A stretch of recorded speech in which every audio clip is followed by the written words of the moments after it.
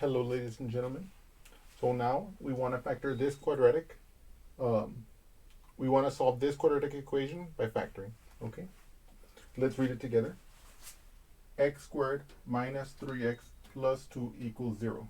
Okay, and if you notice from our previous examples, you know that there's a very simple way that we can express verbally the requirements to attempt to factor this equation. There's a very simple question we can ask. I want you to try and formulate it in your brain first before I show it to you.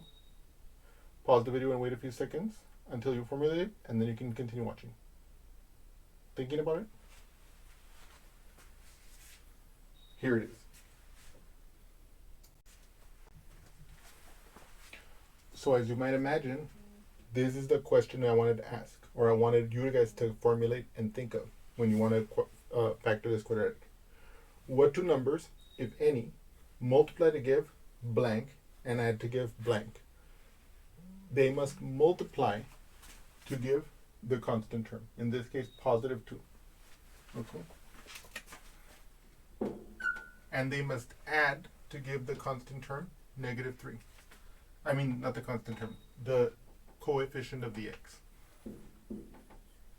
So the way we always want to do this is we want to make our table of possible factors of 2. In this case, as it's 2, it's just 1 times 2, right? And of course, whenever we make our table of factors, we don't have to concern ourselves with the sign, but we have to be mindful of what signs will accomplish our goals, okay? So if this had been negative 2, we would have made the same table, but we would have been mindful in the possible factorizations that one of them would have to be positive, the other one would have to be negative for them to multiply to give a negative. In this case, since we're multiplying to give a positive, there's only two possibilities. Either 1 times 2 or negative 1 times negative 2. Now we have to ask the question.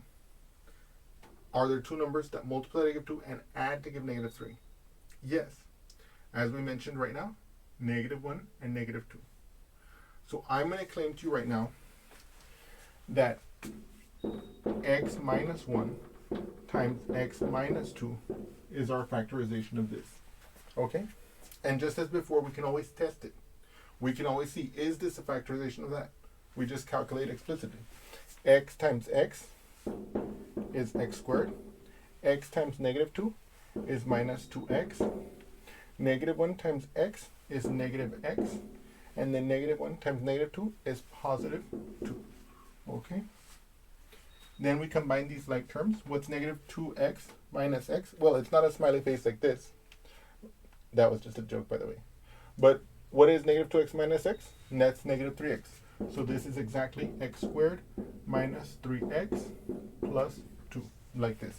So we can verify that this is the factorization of that, okay? Which is exactly our left-hand side. And now, what does that mean?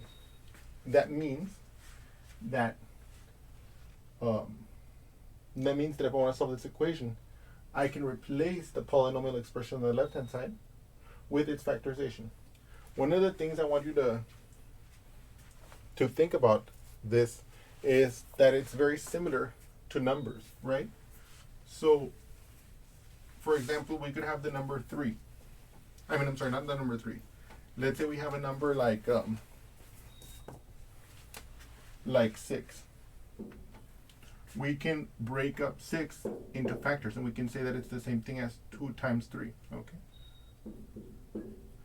And what I want you to observe here is that here we're dealing with polynomials. In particular, we're dealing with quadratic expressions.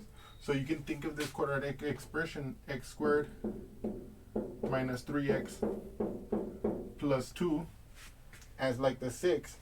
And you can think of these factors, the x minus 1 times the x minus 2, just like the 2 and the 3 that multiply to give the 6.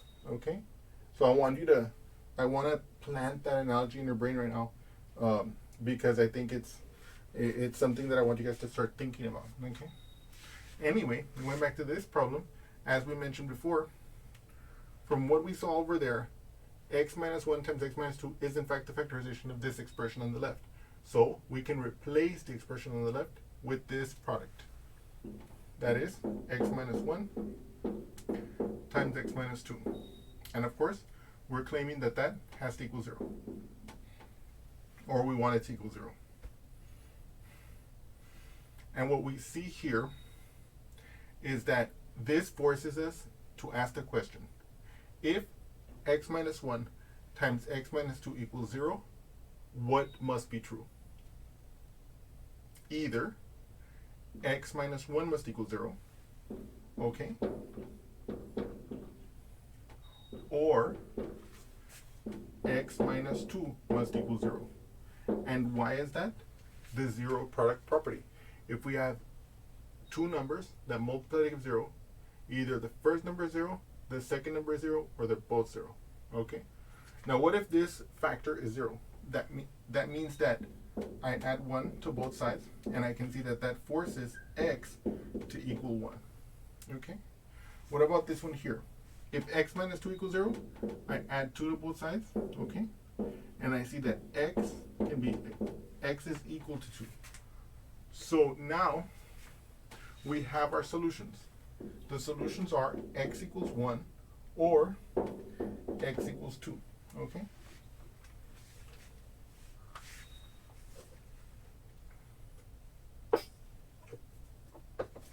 And so now, though, you might say to me, okay, David, that's great and all. You're telling me that 1 is a solution and that 2 is a solution. Okay, that's great. But what if I think you might have made a mistake? How can I be certain that these are the solutions? Right? And my answer to you, as you might already anticipate, is that you can calculate the expression on the left-hand side using one of these values and see if it evaluates to 0, right? So let's do that together. So let's say that we suppose that x is equal to 1. That is to say that we're gonna test out to see if this is a 0. Now, of course, you can pause the video if you want to try it first before I do it, or you can just watch this and take notes, of course, you know. But so let's look at this together. So I'm gonna let x equal to 1. So my left-hand side will be 1 squared minus 3 times 1 plus 2. And now what I want to do is I want to simplify this. So what is 1 squared? 1 squared is 1 times 1. What is 1 times 1? That's 1. What is 3 times 1? That's 3. So here it'll be minus 3. Then I bring down my plus 2 here. So now I ask myself, what is 1 minus 3? The 1 minus 3 is going to be negative 2, like this. Then I bring down my plus 2 here, like this. And then I ask myself, what is negative 2 plus 2? That's exactly 0. So what we have just done here is we've seen that if we evaluate the expression on the left-hand side of this with the value x equals 1, then this expression evaluated at x equals 1 does in fact give us the value 0, and therefore we have just verified that this is in fact a solution of the equation.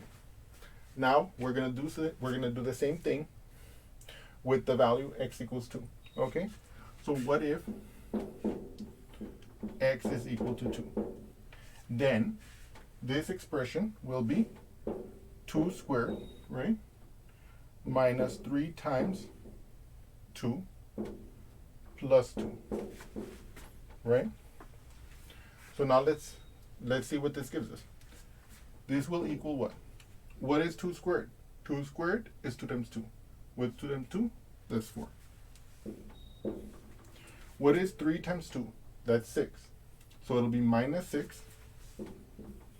And then I bring down my plus 2. What is 4 minus 6? Okay. That's going to be negative 2. Like this. So that gives us negative 2, and then I bring down my plus 2. And what is negative 2 plus 2? 0. So we have again shown that at the value x equals 2, the left-hand expression evaluated at x equals 2 does in fact also give you 0 when you simplify it, as we see here. So this allows us to have a very high degree of confidence well, not only a high degree of confidence, basically we know for sure that these are the solutions. Okay? Why? Because the solutions of an equation are the values, are the real number values, if they exist, that make the equation true. In any case, I hope that you've enjoyed this example, and I look forward to seeing you again soon. Thank you so much.